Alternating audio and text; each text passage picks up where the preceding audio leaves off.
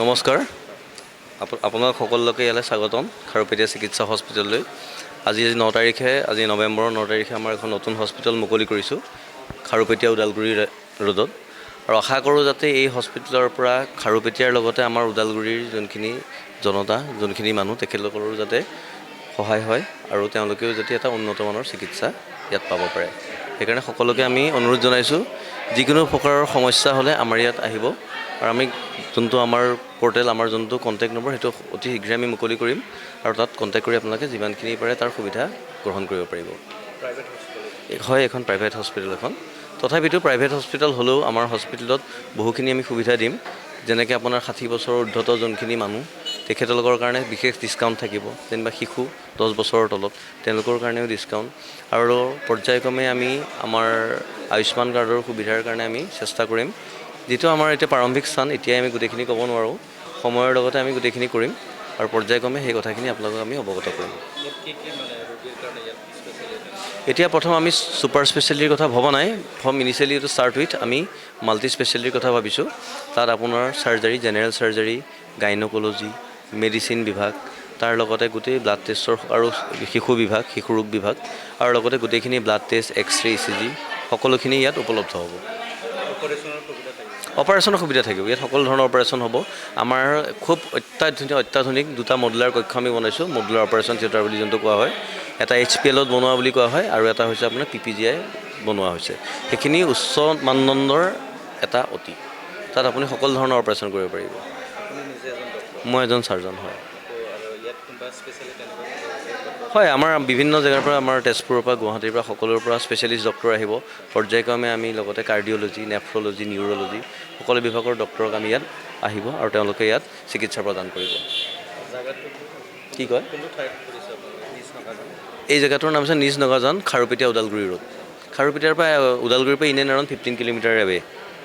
From college খাৰু কি কয় অঞ্চলৰ ৰাজ্যৰ সহায় ভালেই পাইছোঁ আজি আমিতো ইমানখিনি নিমন্ত্ৰণ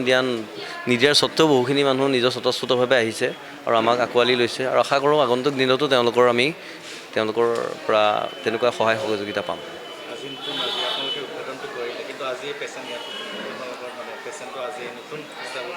হয় হয় আজি আমি চাইছোঁ আমি আজি গোটেইখিনি আমি মানে বিনামূলীয়াকৈ বিকলিকৈ পেচেণ্টখিনি চাইছোঁ জাষ্ট আমি কিবা এণ্ট্ৰি ফিজ এটা লৈছোঁ আৰু আজি আমি অপাৰেশ্যনো আমি ৰাখিছোঁ যিখিনি অপাৰেশ্যন খুব কম মূল্যত কৰা হ'ব প্ৰায় হস্পিটেলৰ খৰচাত আৰু প্ৰায় সেইখিনি এম্বুলেঞ্চৰ সুবিধা থাকিব হয় এম্বুলেঞ্চৰ সুবিধা থাকিব আৰু আমি ভাবিছোঁ যদি সময় পিছত ভাল আমাৰ হস্পিটেল চলা দেখোঁ তেতিয়া আমি যিখিনি ওচৰ পাজৰৰ যোনখিনি ৰাইজ আমি ফ্ৰী এম্বুলেঞ্চ ছাৰ্ভিচ দিম বুলিও ভাবিছোঁ সেইটো ভাবিছোঁ কাৰণ এইটো এতিয়াই ক'বলৈ দিগদাৰ কিন্তু সময়ৰ লগত আমি কৰিম বুলি মনেৰে আশা পাতি ৰাখিছোঁ ৰাইজক খাৰুপেটীয়া চিকিৎসা হস্পিটেলৰ পৰা আন্তৰিক শুভেচ্ছা জ্ঞাপন কৰিছোঁ আমাৰ এইটো হস্পিটেলটো আজি 9 তাৰিখৰ পৰা চবৰ বাবে মুকলি কৰি দিয়া হ'ল এইটো এটা মাল্টি স্পেচিয়েলিটি হস্পিটেল হয় তো আপোনালোকে চাগে বাকী ইনফৰমেশ্যনখিনি সকলোৱে গমেই পাইছে তো মই সেইবিলাক বস্তু নকওঁ মই অকণমান মেছেজ দিব বিচাৰিছোঁ যে আমাৰ সেই হস্পিটেলটোৰ মেইন উদ্দেশ্য হ'ল ৰাইজক উন্নত মানৰ আৰু সুলভ চিকিৎসা প্ৰদান কৰা আৰু আমাৰ ইয়াতে ইনফ্ৰাষ্ট্ৰাকচাৰ আছে আৰু এডভান্স মেডিকেল ইকুইপমেণ্টছবিলাক ৰাখা আছে আৰু তাৰ লগতে আমাৰ যিমান ষ্টাফ আছে আমাৰ ষ্টাফখিনি ট্ৰেইনড ষ্টাফ হয় যাতে আমি এটা উন্নত চিকিৎসা দিব পাৰোঁ 24/7 আমাৰ ইয়াতে ইমাৰ্জেঞ্চি OT ICU তাৰ লগতে NICU যিটো বেচিকেলি বাচ্চাৰ কাৰণে হয় আৰু ইয়াৰ লগতে বিভিন্ন ধৰণৰ টেষ্ট ইয়াতে কৰা হয় আৰু ইয়াৰ লগতে আমাৰ এই হস্পিটেলটোৰ মেইন উদ্দেশ্য হ'ল মানুহৰ চিকিৎসা দিয়াৰ লগতে মানুহৰ মাজত স্বাস্থ্যৰ শিক্ষা আৰু স্বাস্থ্যৰ সজাগতা বৃদ্ধি কৰা আৰু ইয়াৰ লগতে আমাৰ এই অনুষ্ঠানখনৰ জৰিয়তে বহুতো কৰ্ম সংস্থাপন সৃষ্টি হৈছে আৰু আগন্তুক দিনত আৰু হ'ব আৰু ইয়াৰ লগতে আমি গোটেই হস্পিটেলৰ ফালৰ পৰা গোটেই ৰাইজক আহ্বান কৰিছোঁ যে আহক আমি একেলগে মিলিকিনে এটা ভাল স্বাস্থ্য অনুষ্ঠান গঢ়ি তোলোঁ আৰু আমাৰ অঞ্চলটোক আমি আগুৱাই লৈ যাওঁ ধন্যবাদ অঁ সেই গোটেইখিনি সুবিধাৰ ইয়াতে ব্যৱস্থা কৰা হৈছে। ইয়াতে যিমান মেডিকেল ইকুইপমেণ্টছবিলাক আছে, যিমান সা সঁজুলি আছে, গোটেইকেইটা আমাৰ উন্নত মানৰ হয়। আমাৰ যিটো অ' টি আছে এইটো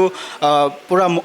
মডুলাৰ অ' টি হয়। আৰু ইয়াৰ লগতে যিমান আছে প্ৰপাৰ ষ্টেৰিলাইজেশ্যন মেইনটেইন কৰা হৈছে। মই আপোনালোকক ক'লোৱে যে আমাৰ যিটো হেল্থ কেয়াৰ টীমটো বিল্ড কৰা হৈছে সেইটো এটা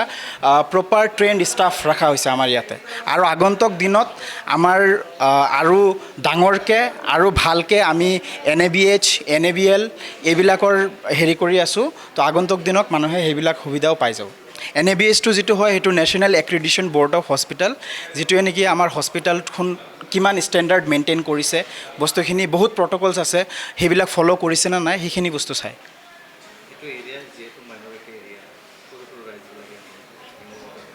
তো এই ৰাইজবিলাকৰ কাৰণে আমি আয়ুষ্মান ভাৰতৰ প্লেনিং কৰি আছোঁ। সেইটো অকণমান টাইম ল'ব, সেইটো প্ৰচেছিং হৈ আছে। 6 মান্থমান টাইম লাগিব, তাৰপিছত সেইটো অ'পেন হ'ব। আৰু মই আপোনালোকক অলৰেডি কৈছোঁৱে যে ইয়াতে সুলভ চিকিৎসা দিয়াৰ ব্যৱস্থা কৰা হৈছে। আৰু ইয়াৰ লগতে এই গোটেই অঞ্চলটোৱে উন্নতি হ'ব। অলৰেডি বহুতকেইটা এমপ্লয়মেণ্ট জেনেৰেট হ'ল আৰু ইয়াৰ লগতে আগন্তুক দিনত আৰু হৈ থাকিব। আপোনালোকৰ নিউজ চেনেলক ধন্যবাদ জনাইছোঁ। তাৰপিছত এইখন হস্পিটেল আমাৰ বিপ্লৱ ছাৰ, ৰূপম ছাৰ আৰু লগতে মোৰ জোঁৱাইও আছে ইয়াতে, একেলগে তিনিজনে হস্পিটেলখন খুলিলে। আমাৰ এই বৃহত্তৰ অঞ্চলৰ কাৰণে বহুত মানুহৰ উপকাৰ হ'ব। আগতে ধৰক আমাৰ পেচেণ্টবিলাক বিপ্লৱ ছাৰক বিচাৰি তেজপুৰতহে গৈছিল। আজিকালি ইনশাল্লাহ আৰু যাব নালাগে, ঘৰৰ ওচৰতে নিয়াৰেষ্ট খাৰুপেটীয়া টাউনতেই পালে। সিহঁতৰ ট্ৰিটমেণ্টো ভাল আৰু বহুত চাৰ্জাৰী ডক্টৰেও আৰু বিভিন্ন ডিপাৰ্টমেণ্টৰ ডক্টৰো থাকিব। বিভিন্ন ডক্টৰ আপোনাৰ লেডিজ, এই আপোনাৰ জেণ্টছ চব ডাক্তৰে থাকিব, গাইনো থাকিব,